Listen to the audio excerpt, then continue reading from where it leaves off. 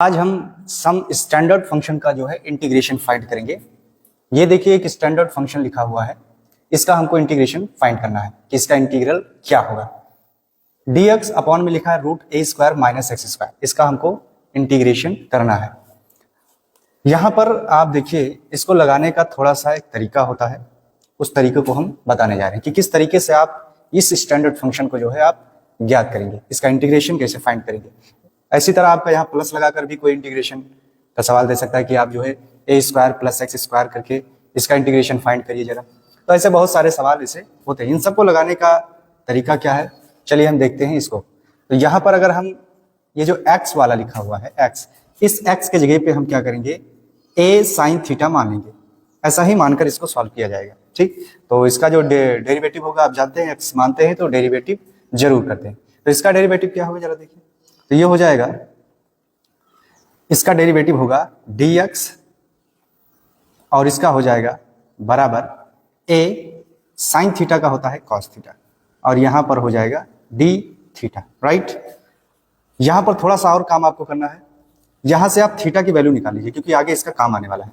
तो थीटा की वैल्यू यहां से हम निकालेंगे तो क्या होगा, a को इसके नीचे भेजेंगे तो ये हो जाएगा x upon a is equal to sine theta. Right, इसी प्रकार अगर थीटा की वैल्यू अगर हम निकालना चाहें तो ये साइन इधर जाकर क्या हो जाएगा, इनवर्स का रूप ले लेगा। तो ये हो जाएगा sine inverse x upon a और ये हो जाएगा थीटा। ठीक, अब सारी वैल्यू को हम इसमें पुट करते हैं तो लिखेंगे i is equal to integration integral dx के जगह पे हम क्या लिख सकते हैं, a cos d थीटा। तो ये हो जाएगा a cos theta d theta upon में रूट के अंदर हो जाएगा आपका क्या a स्क्वायर, इसको तो हमने थीटा सॉरी लेट नहीं किया था, केवल इसको लेट किया था। तो ये हो गया ए स्क्वायर माइनस एक्स स्क्वायर के जगह पे कितना हो जाएगा ए स्क्वायर साइन, अगर इसका स्क्वायर करेंगे तो इधर भी स्क्वायर हो जाएगा। तो ये हो जाएगा A square sine square theta. Right, अब थोड़ा सा इसमें आगे और सॉल्व करेंगे, A cos theta D theta upon में इन दोनों में से अगर हम कॉमन ले लें ए स्क्वायर, यहां से अगर हम कॉमन ले लें तो अंदर बचेगा 1 माइनस साइन स्क्वायर थीटा। ए स्क्वायर कॉमन लिया तो वहां पर 1, यहाँ पर ए निकाल लिया तो यहाँ पर साइन स्क्वायर थीटा बचा। राइट, अब आगे क्या होगा जरा इसका देखिए, ऊपर तो ए कॉस थीटा ही रहेगा, डी थीटा नीचे हो जाएगा आपका, देखिए ध्यान से ए स्क्वायर रूट के अंदर है मल्टीप्लाई में है तो ये बाहर आ जाएगा, यानी ए आपका बाहर आ गया। और फिर उसके बाद ब्रैकेट में लिखा था 1 minus sign square theta, 1 minus sign square theta आपका होता है कॉस स्क्वायर थीटा के बराबर।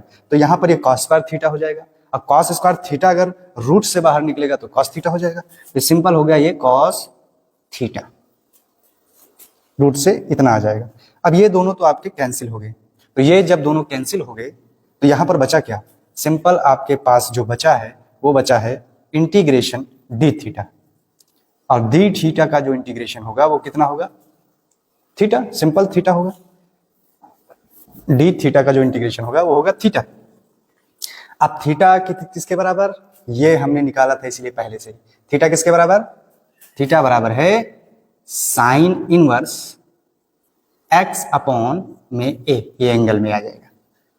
ठीक है, प्लस सी, और ये क्या है इसका, समझ लीजिए कि इंटीग्रल है।